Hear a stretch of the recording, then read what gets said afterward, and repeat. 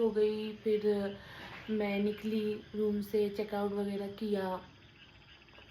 फिर मैं मतलब जा ही रही थी, मैं कैब के लिए वेट करी थी। बेसिकली कैब आने में थोड़ा टाइम लग रहा था, तो I was okay with it, क्योंकि मैं एक्चुअली बहुत जल्दी नीचे आ गई थी, क्योंकि मुझे रुकना नहीं था उस रूम में। बेसिकली बहुत डर लग रहा था, बहुत ही ज़्यादा नेगेटिव वाइब्स आ रहा था एक्चुअली उस रूम से। मतलब ये होने के बाद नहीं, उससे पहले ही वो पूरे होटल से ही ऐसे मतलब नेगेटिव वाइब्स आ रहा था मुझे।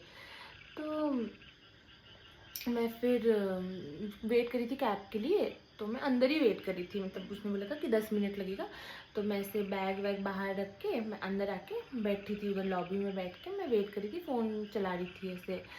तो उसके बाद एक रिसेप्शन से एक बंदा आया।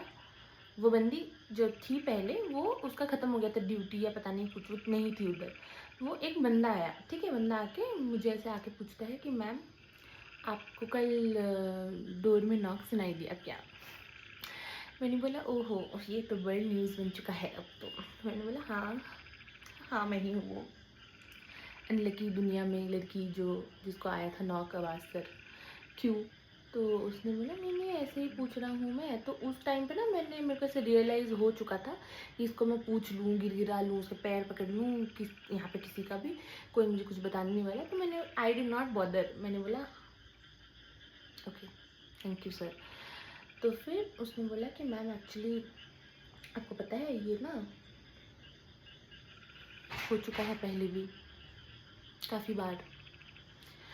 मैंने बोला oh okay now we are talking. हाँ, तो उसने मुझे फिर बोला कि ये कंप्लेंट्स ना काफ़ी बार पास्ट में आ चुका है, और ये कंप्लेंट्स बस क्रू ही करते हैं हमेशा। और हमने तो एक दो बार ऐसे इग्नोर किया कि मे बी ऐसे कुछ होगा या ओवर थिंक करे होंगे या जैसे सुनाई दिया वहम होगा। बट ये काफ़ी बार से 10-15 बार हो चुका है क्रू के साथ, not only my airline but different airlines, okay. तो इवन इंटरनेशनल क्रू के साथ भी हुआ था ऐसा, उसने मुझे बोला। तो उसके बाद से हम ना अवॉइड ही करते हैं क्रू को ये रूम देना। पता नहीं कुछ है उस रूम में, कुछ है पता नहीं, कुछ स्टोरी हो रही है ऐसे, मतलब चलता रहता है, बात काफ़ी चलता रहता है उसके आसपास, तो ऐसे होटल स्टाफ के बीच में। पर एग्जैक्टली क्या है नहीं है किसी को भी नहीं पता है। तो मैंने बोला कि अच्छा, तो फिर मतलब कुछ करना चाहिए ना आप लोग को इसके बारे में। तो उसने बोला हाँ, हम अवॉइड ही करते क्रू को, वो रूम ही नहीं देते हम कभी। तो फिर मैंने उसको बोला तो आपको मुझसे कुछ पर्सनली दुश्मनी था आपके होटल को कि इसके साथ हम फिर से एक्सपेरिमेंट करते हैं? तो उसने कहा कि नहीं नहीं मैम, ऐसा कुछ नहीं है, हमको एक्चुअली लास्ट मिनट में आपका ऐसे आया इन्फॉर्मेशन, और उस टाइम पे कोई और रूम अवेलेबल ही नहीं था। आपसे जस्ट 40 मिनट्स बाद, आपके आने के 40 मिनट्स बाद एक कमरा खाली होने वाला था, बट आप इतना टायर्ड थे और इतना रात को प्लान कर रहे थे, तो हमको ऐसा ठीक नहीं लगा कि हम कुछ और आपको दूसरा कुछ रूम दे या ऐसे कुछ। मैंने बोला कि हाँ ठीक है, चलो उनका भी गलती नहीं है एक्चुअली, तो उनको कुछ ऐसे बोल के कुछ फ़ायदा नहीं है, क्या ही करेंगे वो बेचारे। तो जो हुआ हुआ, अब एक्सपीरियंस हो गया। पर उस दिन के बाद से मैं उस जगह कभी नहीं गई हूँ। जब भी मुझे लेओवर मिला है उस जगह का, मैंने हमेशा स्वैप किया है। और मैंने हमेशा ही, इवन मुझे दूसरा होटल भी अगर मिलता था ना, तो भी मैं हमेशा स्वैप करती थी वो फ़्लाइट, या मैं रिपोर्ट चेक करती थी। पर मैं कभी नहीं गई हूँ उस जगह, और लेओवर नहीं किया है मैंने बेसिकली उस जगह।